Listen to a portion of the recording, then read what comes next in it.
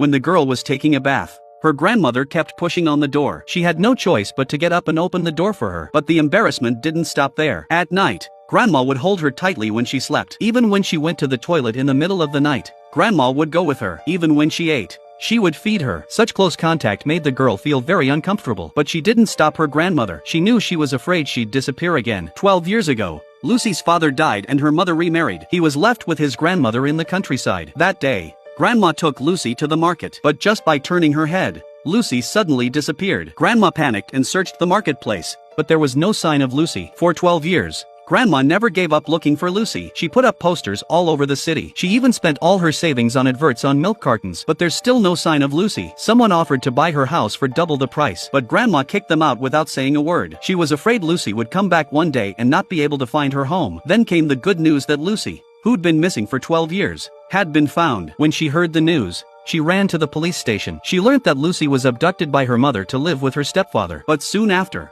her mother was killed in a car accident. Her stepfather stopped raising her and left her in an orphanage to fend for herself. At that moment, Lucy came in, but Grandma didn't recognize her when she grew up. But she was still wearing the bracelet she'd given her. Grandma was so excited that she rushed up to her and stroked her cheek. She was convinced that she was the grown-up Lucy. But in front of her crying grandmother, Lucy didn't know what to do. She took Lucy back to the countryside. She didn't want her to do any work, so she just let her rest. The next day she took her to the market to buy clothes. Grandma, who was usually poor in food and clothing, always chose the most expensive and the best for her granddaughter. She wanted to make up for 12 years of love, but the intensity of her love made Lucy feel at a loss. He began to alienate himself from his grandmother. Often, he would walk to the beach and sit there all afternoon by himself. Even after school, he was the last one home. But no matter how late Lucy came home, Grandma was always waiting for him under the dim streetlight. Every day, Grandma would cook for Lucy in different ways. If she was worried about Lucy getting a fishbone, she'd break it off little by little. When she saw that he was always taking small bites, she'd scoop up a big spoonful and feed it to him. In the past,